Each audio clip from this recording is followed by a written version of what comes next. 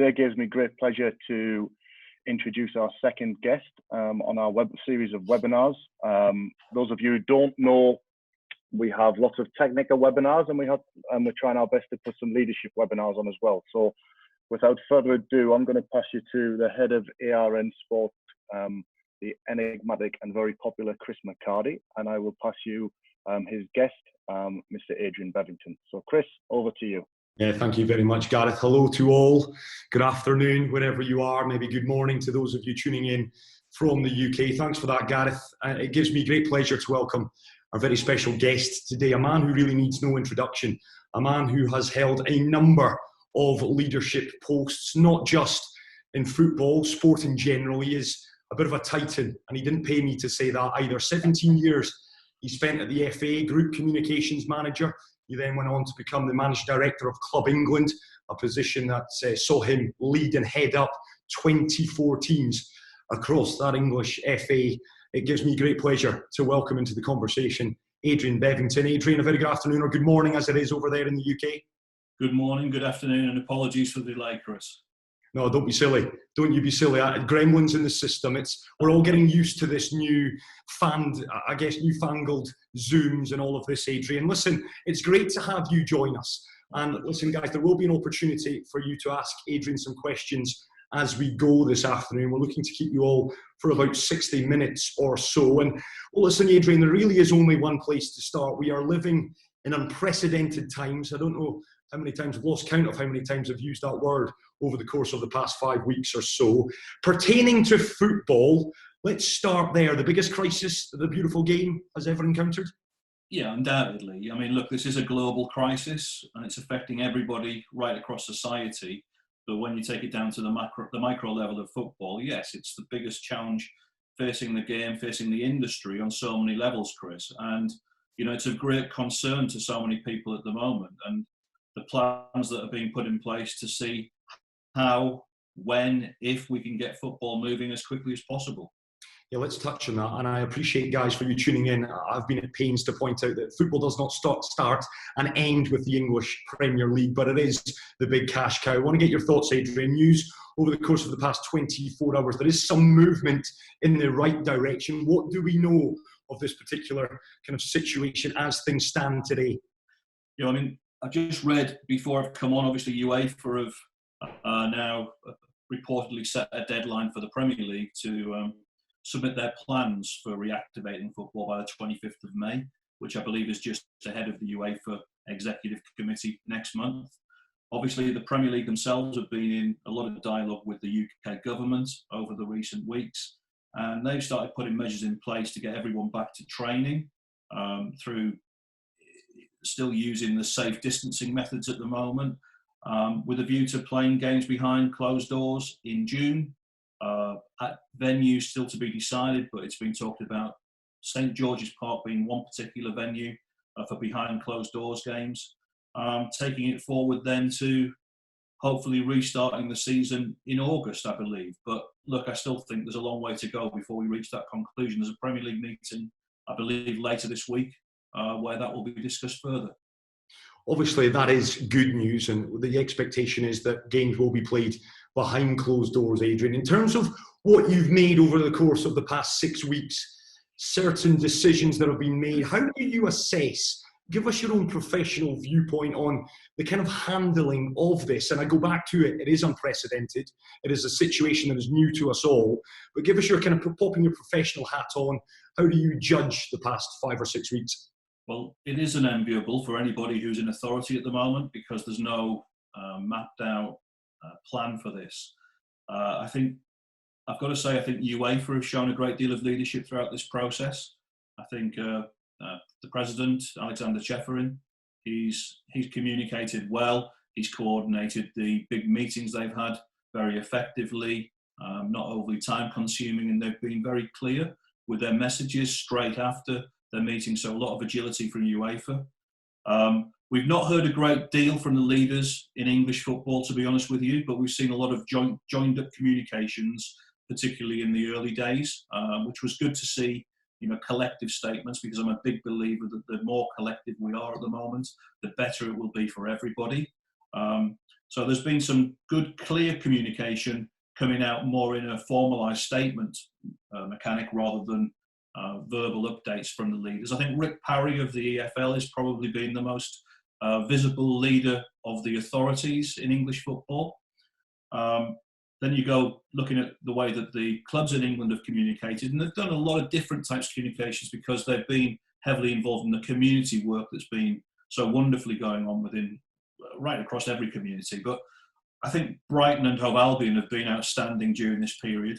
I had the pleasure of working with Paul Barber, the chief executive, many years ago at the English FA, and Paul's a wonderful communicator. I think as a club, they've been really creative with how they've done it. You know, Graham Potter's another excellent communicator there as well. And I just think they've led from the front, and Paul's definitely been the most visible leader of communications in England. Scotland's had its own challenges. Obviously, there's been a lot of dispute going on up there and still ongoing with regards to how they may or may not end the season. At the Premier League level, obviously, it's been dealt with below that. So, you know, quite a lot of upheaval there, and that needs to be resolved as quickly as possible, in my view. Yeah, we'll hypothesise as we go this afternoon, Adrian. I want to just pick up on a point you raised there about Brighton and coming back to the word communication. A lot of individuals on this call today will be communicators in their industries, whether it be their sports academies, their football academies, etc. We had a little chat earlier today, and you said something that really resonated with me. You talk about internal comms, the importance of getting that right before you then take that external and push your message out. Just give us a little bit of insight into that process and how you go about setting a culture and getting the comms right internally at an entity. Yeah, I mean, look, internal comms is equally as important as external comms. I think too many organisations spend way too long weighting it way too heavily onto the external side of the communications, but the internal piece, you're dealing with your own internal community, your workforce, your staff. They are the engine. They will drive your business. They will drive it forward. They are the envoys for what you do externally. So they need to understand why you're making decisions and what the processes are in place. And the better you can communicate with them, the more effective you're going to be externally. So the internal comms piece is absolutely imperative. And the best organisations will do that very effectively at a really early stage. I've got first-hand experience of what Brighton are doing. You've name-checked those. It compares and contrasts that with Liverpool and Tottenham. I don't think I need to point out that errors were made from their standpoint. They were a little too early in getting out there. The furloughing system, of course, taking advantage of that UK government scheme. I guess the takeaway from that, though, Adrian, is at least they made up for that mistake. 180-degree turn did come a few days after. Mistakes were undoubtedly made, though, right? Yeah, look, I think they would all... It's good. Primarily, it's good that they rectified it. It didn't look particularly clever for them to make those judgment calls when they did, but it's pleasing to see that they were able to assess the situation, assess the reaction publicly, look at how the landscape was changing, and they rectified those decisions. Because at the moment, I think it's really important when, you know, there's so much work going on in the UK with the NHS and the funding requirements for the NHS, and the pressure on every organisation out there. You know, perceived rich institutions, despite their financial challenges, going off to seek government funding just doesn't look good at this particular moment. Let's get to it then. I've got a lot of questions pertaining to the future of football moving forward. You've said it there, shoots of optimism today with the news that they are looking at a restart, at least players getting back into training grounds. I hate to be a doomsdayer, but what happens if, for whatever circumstance, we do not see a football season behind closed doors or not come to a conclusion? What is, as someone who has been in the corridors of power, what is the answer? What inevitably will be the solution to the current problem? I think, first of all, we've also got to look at how things go in Germany over the coming weeks. Obviously, they're ahead of the curve in that regard, so it'll be very interesting to see how that plays out. We've seen the Dutch FA react differently, and at this point, null and void, although it looks like they may be having a further discussion on that from what I've seen and heard. Look, there are some massive challenges facing the industry here. football is a wealthy industry insofar as the revenues it generates, but it's also an incredibly expensive business to run club football. And outside of those very big elite clubs that generate the most income revenues, they're still relying on the cash that comes in through the turnstiles and through the corporate hospitality that takes place as well at the clubs. And while the stadiums are closed, they're bringing no revenue in, but a lot of outgoing still going on. So players are out of contract in the coming weeks. That's a challenge. How long can clubs exist financially with a big black hole in their finances for a sustained period? I'm really not sure, but it's a worry. And I think everything's got to be done now to ensure that we protect the longevity of clubs that are a massive part of our communities up and down the country. And it's only when we lose a club we realise how big place they play in those communities. They're the hub of them, and we've got to do everything we can as a sport to protect them moving forward. Let's talk about what can be done then. I know you've got some views on that, because whilst undoubtedly challenges we are facing a number of those, with challenges come opportunities. So what would you like to see? What can we expect to see, in your opinion, in the coming months? Well, I think we've got to see a much stronger collective working together right across the business, right across, not just in England, across European sport, global football. There's a time now for us to reset and assess how we've worked and existed for a long period of time. Look, in England, the TV deal with the Premier League, which the Premier League is an amazing product. It's probably the best product that the UK produces for a global audience. It generates £9.2 billion through a TV deal, both domestic and international, over a 3-year period at the moment. That's an incredible amount of money.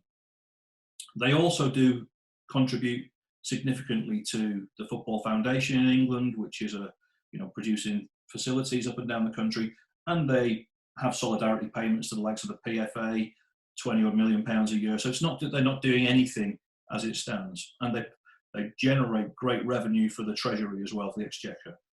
However, when you've got a number like that, £9.2 billion, and we're looking at football clubs at the moment that are potentially going to the wall for a very small amount of money in comparison to that, and we need to protect them. I think moving forward, we've got to look at how we can slice a part of that, a very small part of that huge amount of money, so that it can be an insurance policy to protect us against anything occurring in the future, so that we do not see clubs going to the wall. Football is an incredibly wealthy industry as far as income, but it's also an expensive business with outgoings. I think we have to get the balance better with what we spend on players. I think the turnover ratio to wages, we've got to see that come down in reality, so that the expense isn't as high, and that therefore there's more money in the bank to protect the wider business.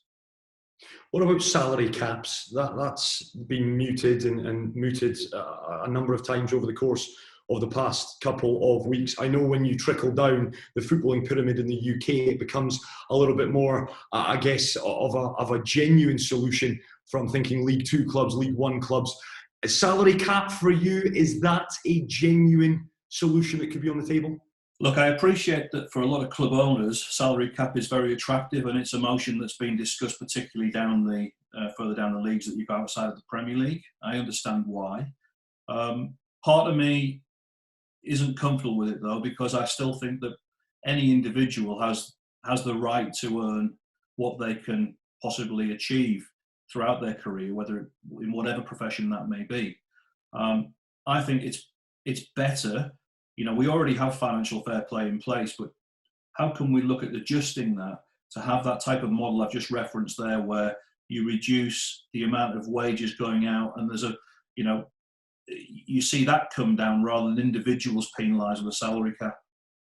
Realistically, as we know, the Premier League, some would say that they sold their soul a long time ago in that regard. How realistic is that? Again, as someone who has been at the top of leadership. You've talked, I know you were on BBC Sports Sound over the weekend, you spoke a lot about collaboration, about a reset. You've used the word today again. Realistically, will we see this, do you feel? I think it depends on the individuals who are around the table.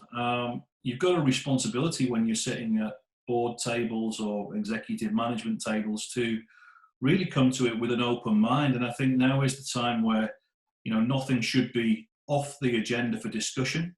And it's things like, what can we do as a collective? And it may be that it's not for everybody. There isn't a one-stop, fits all here. But, whether there could be more centralized deals with regards to advertising, for ticketing, sharing of data, kit deals, where there's strength in unity rather than individuals chasing the same thing all of the time. As I say, for the really big clubs, I can understand why they would always want to try and, go out and do their own negotiations because they've got a great deal of power themselves. But there are other sports or other parts of football that do a lot more collective, and it seems to work very well. So that's something I would look at. And I think just, how can anyone be more creative with access?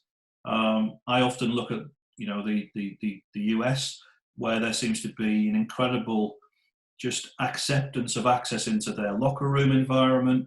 The way they do a lot of those wonderful documentaries and films, which are fantastic content. So content obviously is absolutely crucial as we move forward, particularly for the younger audiences. How do we make best use of archive material, particularly when we don't have sport at the moment?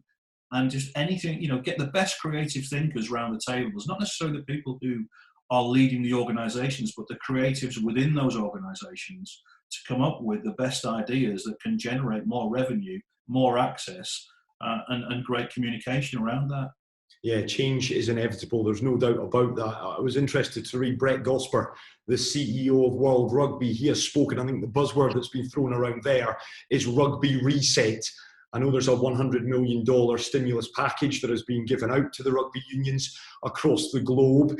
In terms of a football reset, you've said it yourself, the things that you'd like to see, Adrian. What are we talking, in your honest opinion? Is it an evolution, or are we looking at a genuine revolution with transfer fees and wages? Yeah, I think there's. Look, I'm probably more inclined to say evolution rather than revolution. I do believe there's been a resetting going on, certainly within the transfer market in recent times. It was very interesting. I thought last summer, outside of the big clubs in the PL, you didn't see the transfer fees that you'd seen the previous year.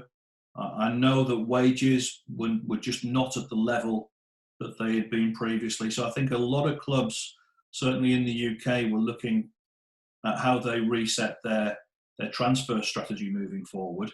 And it will be interesting to see how the transfers, move forward once we are out of this period. And it was reading Ed Woodward at the weekend. He was really, I thought, pouring cold water on the likelihood of big transfers, maybe a negotiation tactic, who knows? But I thought he spoke a lot of sense, because there are, clubs are going to have to find. I mentioned, black holes and voids in finances, and every club all the way through at the very top clubs will have had a big hole in their income streams over this period, and we still don't know when we're coming out of it. And we still don't know what's going to happen with the EFL games. We're talking about Premier League games being played behind closed doors. Playing behind closed doors for the EFL and for Scottish clubs isn't necessarily going to be as palatable for a lot of those people, because they rely on the cash coming in for the from the gate income, as I say already. But you've then got to get that balanced up with meeting the broadcast and sponsorship requirements. But you need the cooperation of the broadcasters and your commercial partners to see us through this, and I think you'll get that support. I just wonder, tapping into your experience a little bit here, Adrian, in terms of innovation, and I go back to it, that word opportunity and the need to innovate during these uncertain times. From your experience of working at the FA, the clubs below the Premier League, is there innovative ideas coming up, or do they wait for the Premier League to do that and react? Because I wonder, you've said it right there, the EFL, similar up to my neck of the woods in Scotland, they've had to take decisions for their long-term health. But I always wonder, what is it they say, that necessity is the mother of invention? I do wonder, will we see more innovative ideas actually come from more community clubs, maybe lesser light clubs, because they simply need to do it?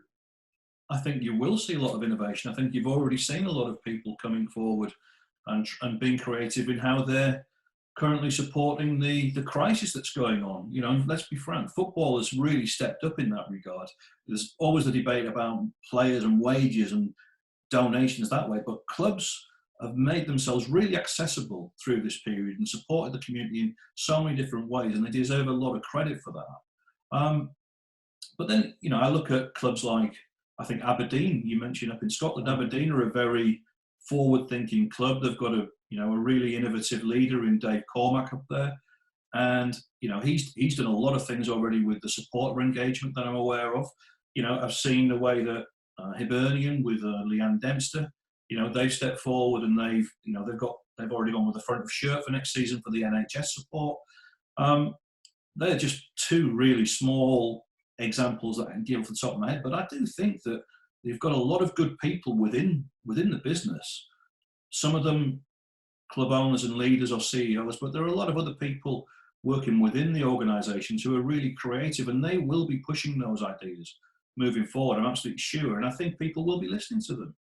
I want to come back to something you said as well, Adrian, about access, and that this is an opportunity now to give increased access, if you will, to the inner sanctum of the dressing room, etc. If we assume, now again, we talk about getting this season finished. I think everyone on this call would probably nod in agreement. Unless we get a vaccine, there is a very good chance that next season will be impacted in terms of live audiences, arenas packed with 50, 60, 70,000 people. So when we look at access, is it the Netflixes of this world, the Facebooks, the Amazons? Are we looking at potentially those guys coming up with solutions to transport, whether that be through virtual season tickets, whether that be exclusive content? How do you see the kind of, I guess, footballing product being packaged up?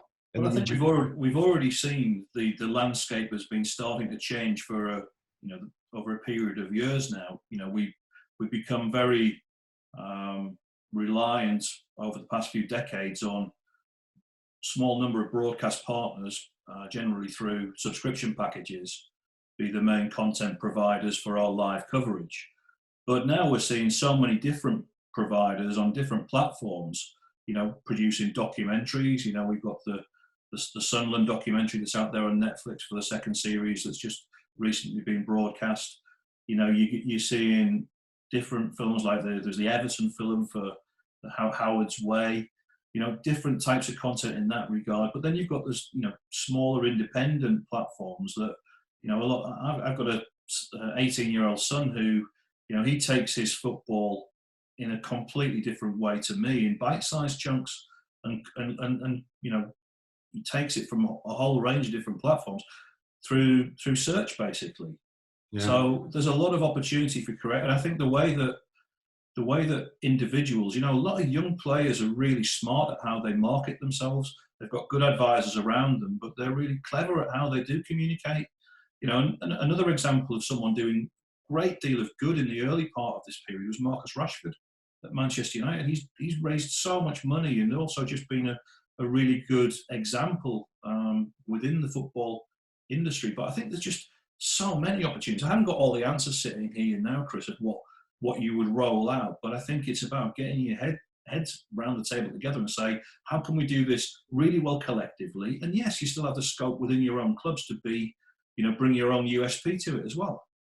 Give us insight in actual fact right there, Adrian. You mentioned getting people around a table and fleshing it out and compromising and collaboration. In your time at the FA, I think it's important that we genuinely go there and give some insight, because a lot of people might say, oh, well, the FA, they are the governing body and it's all rosy and they set the parameters, but there's an awful lot of stakeholders.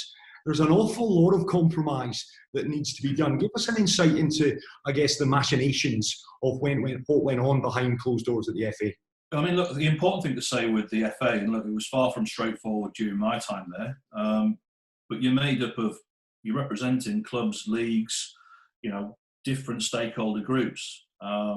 So around the boardroom table, you would have representatives of the Premier League, the EFL, then the amateur game or the national game as it became called. It was then added to with independents, which are very important for any board.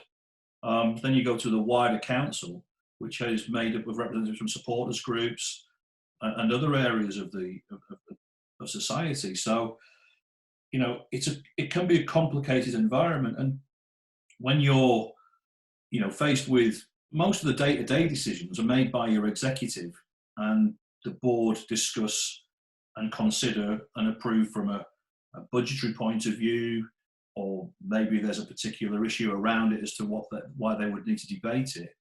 But when there's something that is a multi-stakeholder decision that might have an impact on the EFL or on the Premier League or on another stakeholder group, that's when it can become difficult. And you're relying on your individuals sitting around the table then to ensure that they're divorcing themselves of any other responsibilities that they have to give a clean decision, which is what they're charged with by sitting around that table. I've got to say, in the main, I think most people did come to the table to try and do the right thing, but it's difficult when you're slightly conflicted with who you're representing. Well, with that in mind then, and it leads nicely on, at a time like this, is a democratic model like the one that you've just described, is it the way that we go, or does it take a real leader to come forward and say, listen, I've heard all the ideas here, but we cannot please everyone? Because I think it's fair to say, is it not, Adrian, that not everyone will be pleased with some of the steps that we make in the coming days, weeks, months? I think compromise at the moment is probably going to be more important than ever, and compromising for the greater good. As I say, things have got to be done as a collective. I think there's a real need for consensus. I've been looking at very closely at what's going on in Scotland at the moment around this whole row with the vote they've had for whether they're bringing a season to an end, whether they're null and voiding it, how the vote was received, what conversations may or may not have gone on. I don't think it looks particularly healthy for football to be seen to be squabbling or potentially having legal disputes at this particular moment in time, because we're in a much bigger issue than that. But I do understand if you were to draw a season to a conclusion before finishing a season and relegating a team on that, you're going to be in for a serious debate legally in that regard. So if they do have to find a solution to concluding the season, it's got to be done in a way, I think, where you try and avoid relegating teams, and you have to then restructure the leagues to accommodate a season of no relegation, but maybe not penalising the teams that have, are clear in a promotion race and penalising them the other way. So you've got to, there's got to be some give and take here, and that can be applied right across the football, nations around. Yeah, that's interesting. There, a lot of people are in favour. I think Man United fans probably chief among them, Everton fans as well, about nulling and voiding to deny Liverpool a first league title since 1990, of course. But in all seriousness, it's interesting you say there, and I know that was one idea that was put forward very early on, was that there would be no relegation. And again, I'm looking at the Premier League, whereby I think by general consensus, Liverpool 25 points clear, they would get the league title, with a little asterisk perhaps beside it. But is that how you inevitably, if we cannot see football, you think we may end up going that route, whereby the European place is perhaps decided on a points per game ratio? Yeah, well, look, I mean, first of all, I would like to see us still try and exhaust opportunities to conclude the season, because I think for the sporting integrity, that's better for everybody. But I'm also conscious of the bigger picture as well. And I would much rather, if we can't conclude the season, and at the moment it looks like they are going to conclude the season, but if we couldn't do that, I would prefer to see a points per game method put in place, or some mathematic formula, as opposed to null and voiding. I don't think you can play the best part of 3/4 of a season and then just simply null and void it. I don't think that's fair on the efforts that have gone on by so many people. And when you already have a team, in different leagues, whether it be Liverpool in England, whether it be Celtic at the moment in Scotland, who have a fair old gap at the top of their leagues, to suddenly say you're null and voiding is very hard. But I do think it's a concern to relegate a team without when they can still achieve safety. I think that's very tough on them as well. From your experience, Adrian, and I appreciate, as I say, I could probably spend 10 minutes telling everyone what you've done. You've worked at the FA, you've consulted with Aston Villa, Nottingham Forest, Leeds, various takeovers, etc. If taking a step back in this situation and looking into that crystal ball of yours, what would be the overriding emotion?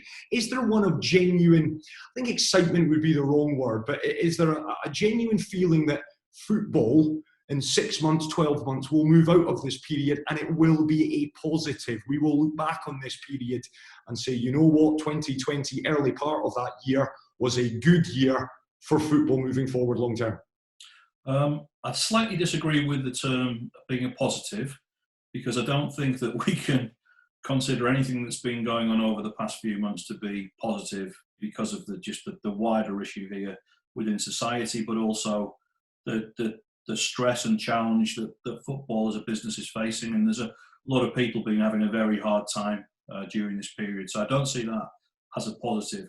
Where I think we can move forward in a positive manner is that, football coming back in whatever format will hopefully give people a lift, Chris.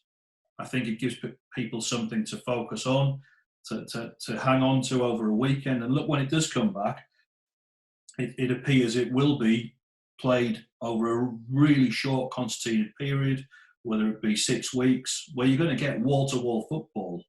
So we're going to go from absolute famine to feast in a very short period of time. So that will be fascinating in itself. How that looks with games played behind closed doors, obviously it's just not going to have the same feel that we would normally enjoy, but it's kind of a needs must if that's the decision that's taken to get us where we need to get to. And look, I really understand, I want to emphasise that, I really understand and empathise with those people that are having to make those decisions at the moment. They're already probably in a lot of dialogue with the broadcasters, well they are, I know they are, and with the commercial partners, and there will be flexibility being shown, but they're trying to do the right thing, and they're trying to get us moving, but also respecting the advice they're receiving from government at the moment as well, who clearly do want to see football played. What do you say to those that say morally and ethically the idea that footballers, staff, cameramen, TV crews getting tested? I know the Premier League have said that they would fund that themselves. I guess that's a worry. They will be aware of that and the sentiment of the public, correct? Yeah, I think that's a really important point, and it's something that hasn't been lost on me in recent weeks, when the signs were that they were going to be heading towards behind closed door games. My first thought was, well, that's all well and good, but it only takes one person, whether it be a player or a member of staff in an enclosed hotel, to go down with the virus. What's the reaction of that person's family going to be? And those families of those players and other staff members in that environment, particularly if they're encapsulated into a big hotel complex. Where does that leave us at that point? But look, I'm sitting here as very much a layperson. I'm a news junkie, so I'm following the news incessantly. But I do think that we just have to, take the politics out of it. We have to be led by our government and the chief medical and science advisors in this regard. It's they are the experts, and it's for them to guide us through this. There will be an opportunity to ask Adrian some questions in the next few moments. I want to, if you may, indulge me a little here, Adrian, because when I look back on your career, you've said it there, you're a news junkie. You made your way in the industry and have been at the very much top of your profession for a long time now. When you look back, when you take a little step back and reflect on what you've achieved, give us some kind of highlights. Give us, I guess, some of the achievements that you've, you look back on with a great source of pride. I mean, it's ironic really, because I spent 17 years working with the English FA, which obviously is something I'll always be associated with, and I love the organisation dearly. It's part of it's part of me now. And I'm very proud, even though we didn't achieve any tournament wins with England, I'm very, very proud to have been part of a number of major tournaments, and the redevelopment of Wembley, St George's Park, and a lot of amazing work that took place for the building blocks with women's football that we're now seeing, make giant strides forward. However, the irony being, I think my most proud piece of work would be with the Welsh FA. And it's not very much, definitely not all about me, but I worked for a tournament as a tournament consultant for a year leading into it with a tremendous group of people. Jonathan Ford, the chief exec, asked me to support them purely because they'd not actually been to a tournament finals before. It's about a year out. And their attention to detail was fantastic. They were a wonderful group, small team to work with, much smaller than the group of people I'd worked with the English. And, while I wasn't directly involved day to day with Chris, and certainly not with the players, my work was in advance of the tournament. Chris was brilliant to deal with. And we had a lot of meetings. We knew hour by hour what the plan would be. They made a real good effort to go for top class facilities, left no stone unturned. And then to see them do so well in a tournament and reach the semi-final was a remarkable achievement for Wales in their first finals of any sort since 1958. So that gave me a great deal of pride and enjoyment, more importantly, because with England, I've got to say, it wasn't always enjoyable at tournaments because the pressure just became so great as time went on. Yeah, just on that, in actual fact, and again, I'm digressing a little, dealing with pressure in a high-pressured environment like the one you were working in, and I must say this, as a young sports fan, football fan growing up, watching you on TV, Adrian, I never envied you because you had to front up. Dealing with that and managing pressure, did that come naturally to you? Look, I've always quite kind of enjoyed, maybe it sounds a bit masochistic, but I kind of enjoyed being part of dealing with a crisis. Crisis comms is probably one of my strongest suits, I would suggest. But it doesn't faze me. I think communication is a core part of leadership, and it should be part of any planning that you're putting together with any strategy. Worst case scenario, business planning, anything that you're putting together as a business model, the comms should run right across it and right through it, vertically and horizontally. And you see good leaders step forward. We've mentioned Paul Barber there as a great leader, in my opinion, at the moment through this crisis. I look at Gareth Southgate, who I had the real pleasure to work with when he was a player, very erudite person, and I was one of the people who appointed him when he became the under-21 coach with England. And Gareth, for me, is just the epitome of a football leader. He is so true to his values. What you see when he's fronting up there is what he is. And I'm sure that he occasionally feels pressure, but you don't necessarily see that because he's an authentic leader. And from a personal point of view, that was something I always tried to be whenever I dealt with the media, whenever I had to front up. I tried to be authentic to what I am. And people will either choose to agree or disagree with what I was communicating. But if you're not authentic and not being true to yourself or the organisation, well, you haven't got a chance in that regard. Just on that point then, a lot of football coaches on this webinar this afternoon, and I can hear my old coaches ringing in my ear, keep things simple. It's all about the basics on the football field. Does that hold true in communication as well? You've said the word authenticity, being organic, and I think certainly from a content perspective, it is all about being organic and raw and authentic at this moment in time. Is that the same with communication? Is it about keeping things simple? Yeah, I think we can often allow ourselves, and blimey, if you listen to enough people, you can allow yourself to get blinded with science and buzzwords. And when I first went into it, I actually, and became quite senior, I actually thought I didn't really understand as much as I thought I did with the industry, because I was hearing terminology that I'd never heard before, and I was thinking, what on earth are we dealing with here? And in reality, you've just got to cut through a lot of that. It is common sense. It's common sense principles. It's good communication, being open, being transparent, being true to your values. All of this, it's normal. But as long as you are sensible in at the outset of any project, what are you trying to achieve? How are you trying to get there? Who do you want to work within this? What are the other variables involved? And how do you manage that? And the communication is built around it. but be constant with your communication, be agile with your communication, and be honest with your communication. Because the minute you're not honest, you mentioned football coaches there, the minute they're not honest in the dressing room, the players see through that and they won't forget that, and you lose the players. The minute you're not honest when you're communicating with the media will never trust you again. And if you want to build trust as an organisation with your stakeholders, put the media to one side for a minute, you have got to be really clear, true and transparent with your communications to build trust. And then if you want to maintain and retain that trust, that communication has got to be true all the way forward.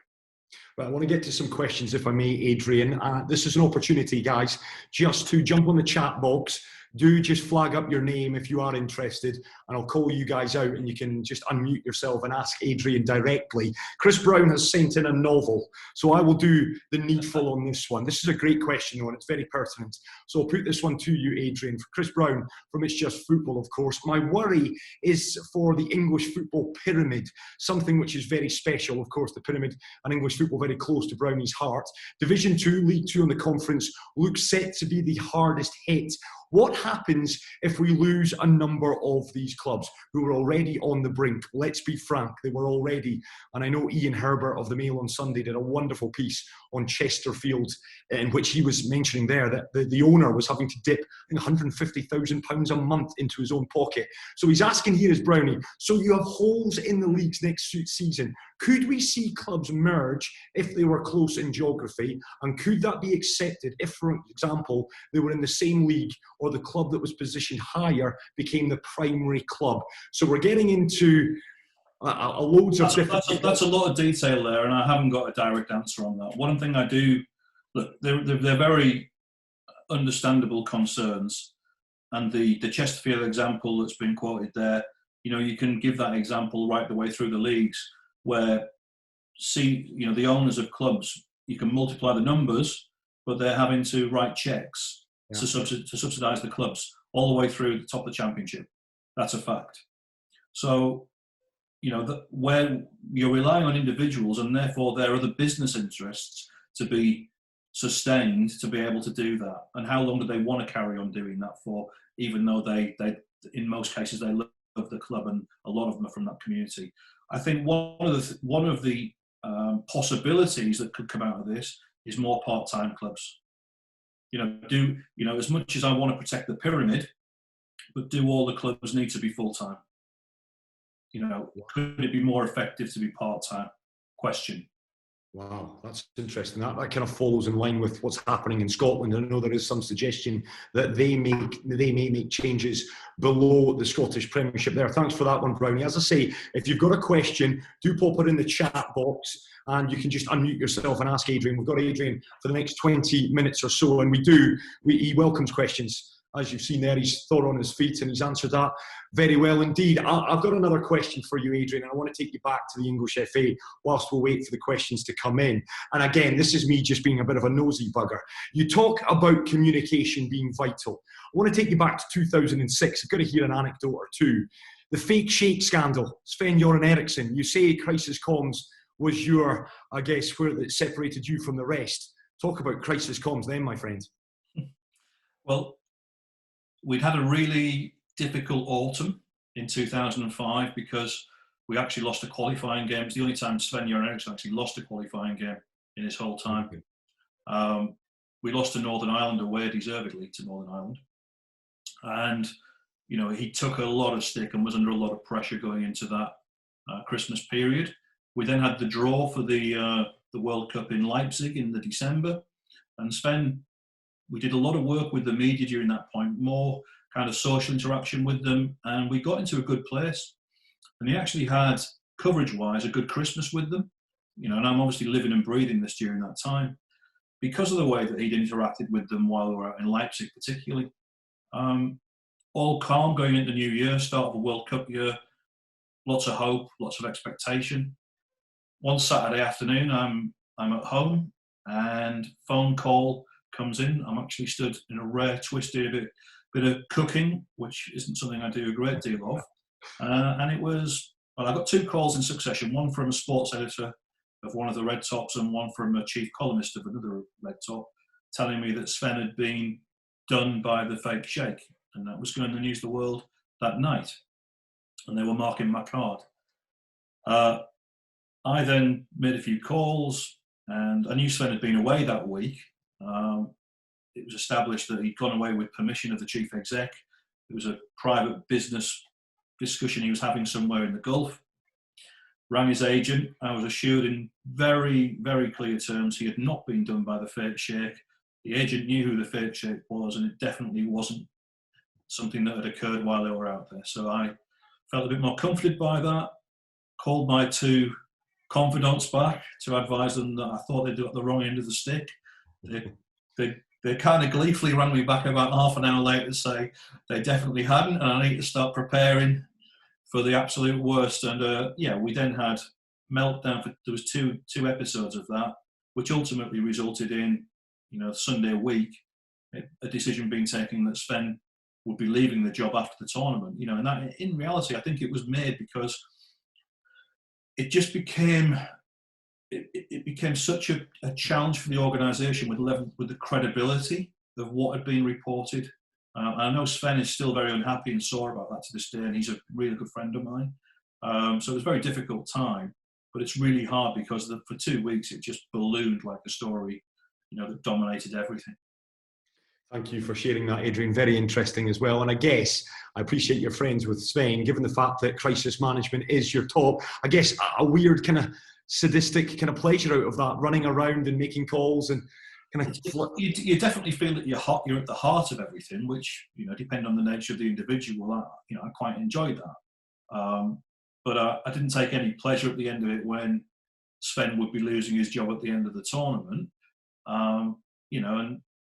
During that period as well, you're seeing the organisation basically torn to pieces through the media.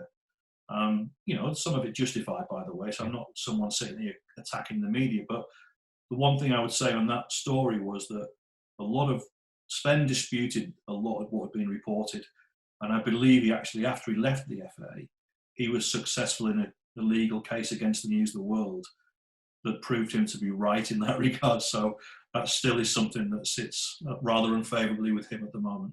We're getting more questions in for you. I want to get to this one from Georgia. Very good question, this as well. You mentioned cutting through the complicated words from others around you, the jargon, shall we say, the technical jargon. But what other advice would you give to someone looking to work in comms within professional sport? Well, there's a few different things. First of all, I would say, look, be willing to go the extra mile in however you approach that. And that is, look, when I was first went into Middlesbrough back in the early mid-90s, I was working in a humdrum local authority role, and I took holidays from my job free of charge and worked for Middlesbrough my whole holidays during that year. And in the end, they offered me a job full time. So that was my big break. I think I made a lot of inroads when I first went to the FA because I really committed to all of the different teams, not just the A team, all of the different youth teams. I was doing 3 or 4 games a week during international weeks, travelling all over. But that built up trust and a healthy respect with people like John McDermott and Les Reed, Martin Hunter, amongst others. And that did me a lot of good moving forward. So going the extra mile, showing the media that you will always try to help them. Don't see them as enemies. Most of them are not enemies anyway and are good guys, and they're just doing their job.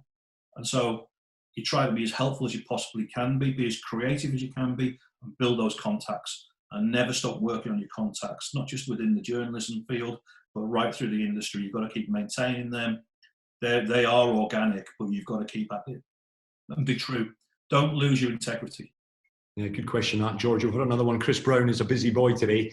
He's asking, and again, it's quite technical, whether you've got the answers or not, Adrian, I'm not sure. Who subsidises the FA? He goes on to say, reportedly due to lose £150 million without the Emirates FA Cup. Let's give it its due, the Emirates FA Cup. Proud sponsors are Emirates, and England Revenue, etc. Yeah. Is that a concern? Well, yes, it is, because, look, the FA is a not-for-profit making organisation.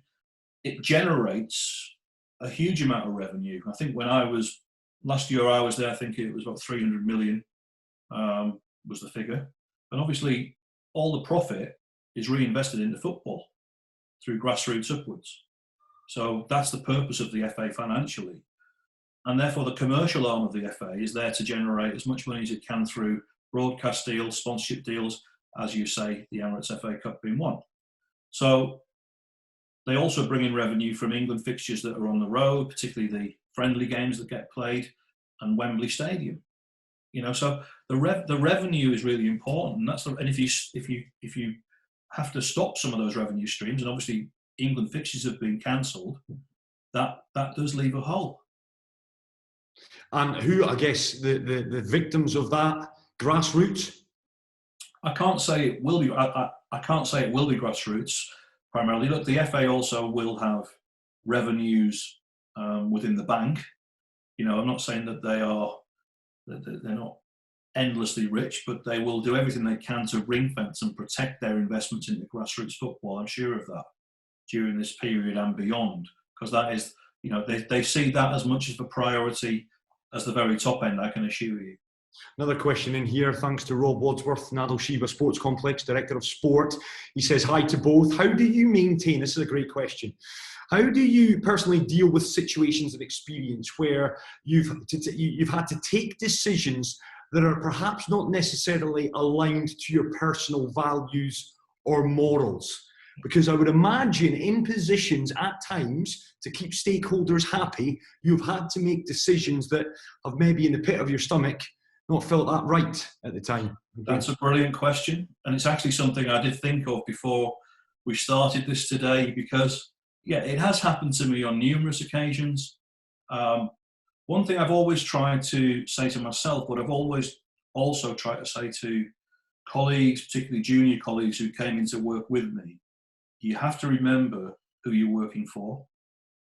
Now, unless it's something that you absolutely, have a major fundamental disagreement with, and I say morally, right there where I'm not advocating people can just start walking away from jobs left, right and centre, but there does come a point in your life where you might have to take that extreme stand. But other than that, if that organisation's paying your wages, and as long as it's not something, totally corrupt, that's your job. You have to be the messenger. And there are many times, look, I can honestly say that probably with disciplinary matters, which is a stick that the FA during my time would get beat up on a frequent basis, it's probably the most damaging thing for us. And I was having to communicate things that I often hated. We would be writing to ex-manager for their views and their reasons, and I'm thinking, well, we don't need to write to them. I've just watched it. Why do we need to write to them? But that was the process that was all agreed as part of the rules at the start of the season. I couldn't change that, so I had to follow the procedure. But in my mind, I knew we'd be better off saying, well, we'll sack that. We'll have him in on Monday morning for a disciplinary meeting. But that's you doing your job corporately, and you sign up to that. Can I ask as well, Adrian, how has social media changed the industry? Some would say, and I'd be interested to get your thoughts, for the better? Has it created new problems and hurdles, I guess, more than they have opportunities? I'm a huge advocate of social and digital media. Social media is something I embraced quite early on. There are a lot of challenges with it, and we've seen some players and organisations trip themselves up. But I think in the main, what it's done is allowed the chasm between the super rich footballer and the fan to be brought a little bit closer. You're not relying on third parties. People can actually now see them as individuals. You've got to remember, when I went to the first World Cup I went to in 1998, obviously no social media then. I don't think we even had a website at that point with the FA. We certainly didn't have Sky Sports News, 24-hour rolling news channels like you do now. So you were so reliant on the journalists to be the communicators, and you couldn't always rely on them positioning it as you would want them to.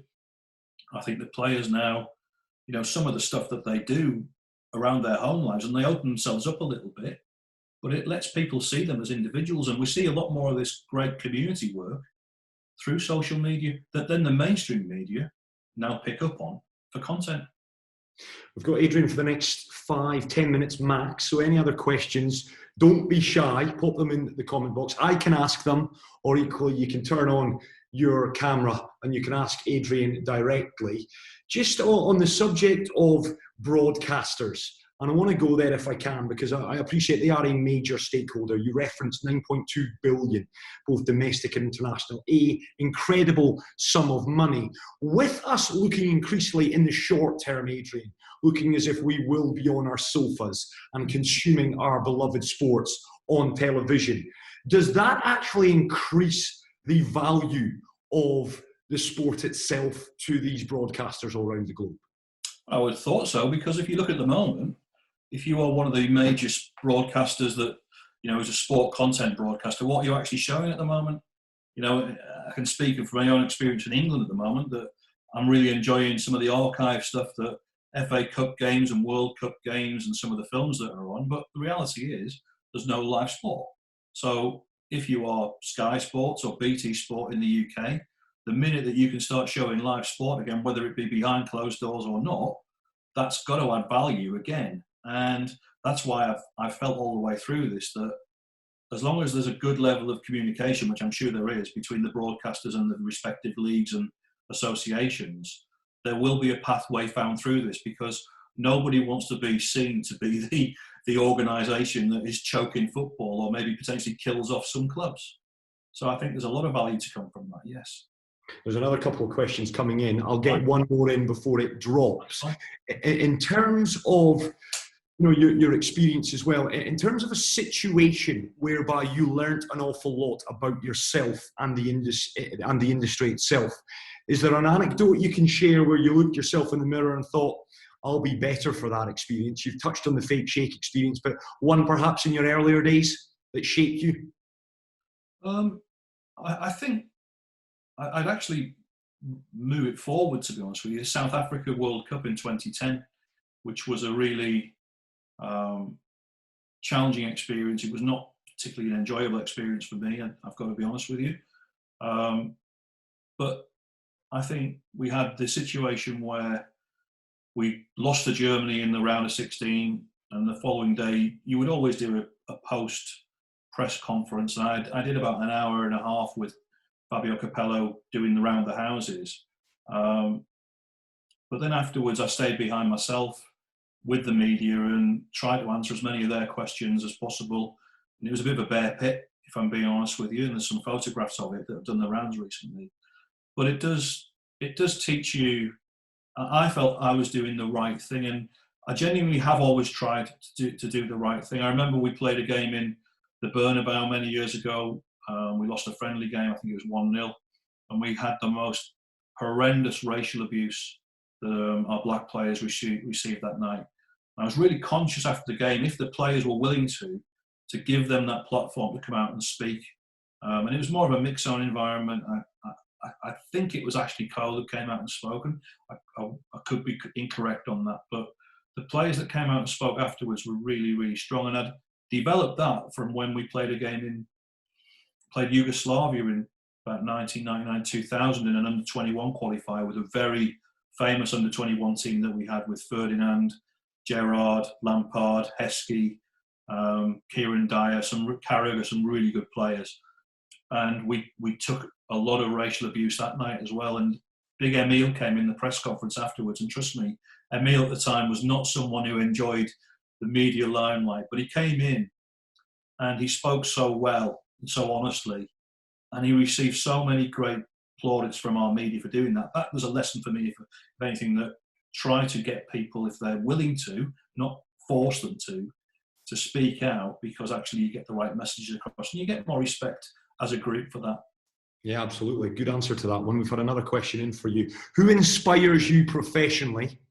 First part of that question, have a think about that one. And which sports professionals, aside from Marcus Rashford, who you've name-checked already, do you think use social media effectively? Is there anyone that stands out for you on that front? Let's start with the inspiring you. Okay. So the inspiring of me, I mean, look, I've already mentioned Gareth Southgate, and I genuinely mean that. I just think, I'm quoted, from an interview I gave 2 or 3 years ago when he was in for the England job, saying that he was the only man for the job. He was the perfect fit to be the England manager. His attributes are perfect. And someone that I know personally and I'm feel fortunate to know him personally. He's a real inspirational leader, and I get completely why the England team have evolved the way they have with him. They will play for him, and he will communicate brilliantly with those players. I know that. Another leader that I worked for who gave me a real big break was Adam Crozier, who was the chief executive of the FA for a relatively short period of 2 or 3 years at the very start of the 2000s decade. He was such an inspirational person, and I can fully appreciate why he's gone on to have a really successful career at a very high level in different industries, because he is so inspiring, gave you a lot of confidence, didn't shy away from things, very clear in what he wanted to achieve, and he changed. I think he dragged the FA about 3 decades in 3 years. He was an incredible person to work with. And is that macro managing as opposed to micro? Was he someone who would allow you to go and make your own mistakes and kind of, I guess, plough your own furrow in that? Very much macro. His big picture. He was happy to get his hands dirty, don't get me wrong, but he was macro. You know, I've got to say, looking at myself, and I always try to be self-evaluating of my own performance. I wish I could go back myself 10 years ago when I was very micro to what I would be now. Interesting. And I think, you know, self-development, experience does teach you that. And, you know, the best people are those that allow staff to breathe and can have that level of air to work, and you macro manage them. On the point about the social media people, I mean, I'm actually struggling to think of one particular person off the top of my head. Let me jump in there then. What about an entity, perhaps a sport or a franchise or a club? Who for you, whether it be on Twitter, whether it be Instagram, is there any? The NFL Network springs to mind for me. One club that really stands out for me in Europe is AS Roma. Yes. I think they've been incredibly cutting edge for a long, long time. They really, you know, they've been very, very innovative.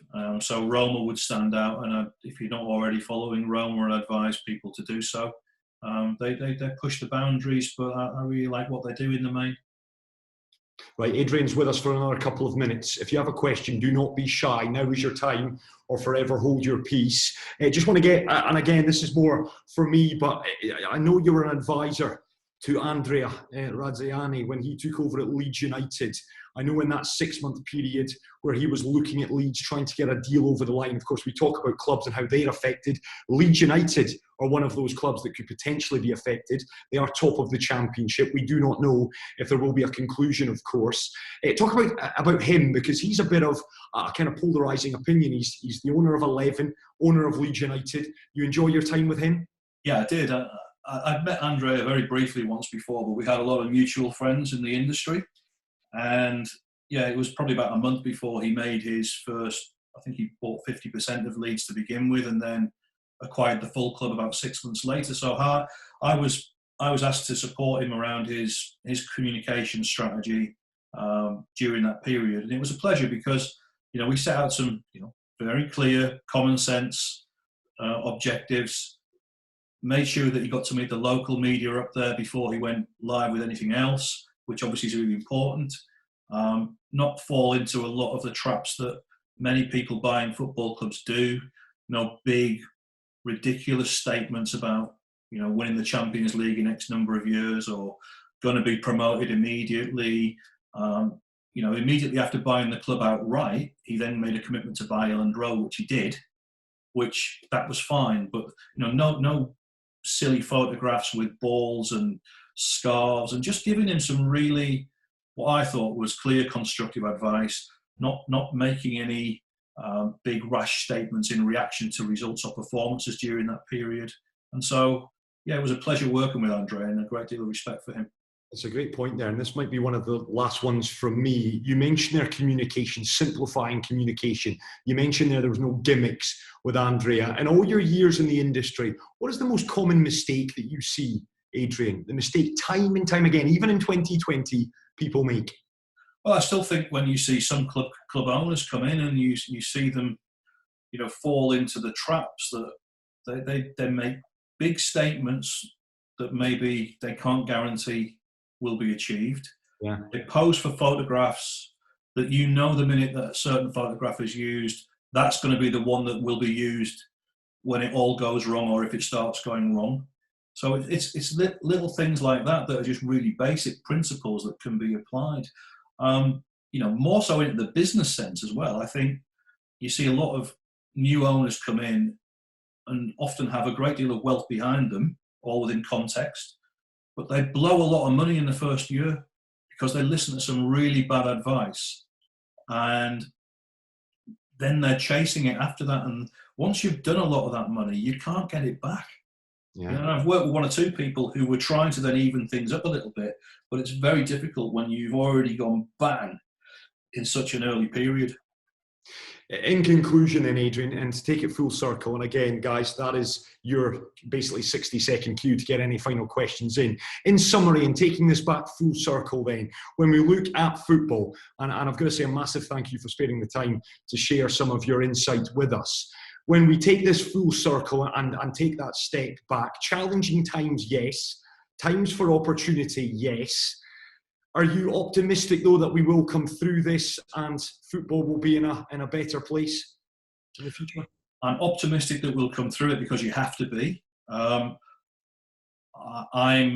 open-minded as to how football will look as a structure when we come through it. I pray that we will still have all of the clubs right through the pyramid that are part of the fabric of our game, because for me, they're equally as important, the clubs right at the top of the game. Does it provide an opportunity? Absolutely. Football has to use this as a moment in time to reset and seize the opportunity to try and do things slightly differently, better, and ensure that it's a caring and empathetic sport that is accessible to everybody. Yeah, it's a great answer. Fingers crossed that does come to fruition on that front. And I guess this is the last one, and it kind of pertains more to yourself, Adrian. I know you were at Middlesbrough Football Club. That came to an end at the back end of 2019. With the raft of experience that you've got, are you refreshed and ready once football does resume for the next challenge, and where will that may take you? Yeah, absolutely. I'm doing a little bit of consultancy work at the moment, but yeah, certainly refreshed. Sound like a manager who's come out of a job. Had a little breather. So yeah, hopefully something will arise in the not too distant future, and hopefully back in football. Well, listen, let me say on behalf, in fact, yeah, well done, guys. I thought that was a question coming in. Just let me, on behalf of Infinity Sports, say a massive thank you to you, Adrian. And listen, you're welcome over here anytime, whether that be in the radio studio, whether that be seminars like this, because I think it's vitally important, and there's no doubt that everyone on this call, we have gleaned something from what you've said.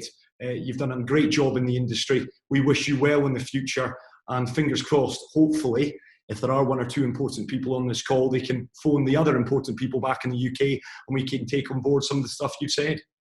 Listen, my pleasure. Really enjoyed it. Thanks for the questions, Chris, and thanks to everybody else who's contributed. It's been a real pleasure, and delighted to come and talk to you guys anytime in the future, and certainly happy to come out to Dubai at any point too. Top stuff. And given the fact you are comms as well, Adrian, I expect a full report on how well I did tomorrow morning as well. Okay? No doubt about it. You take care.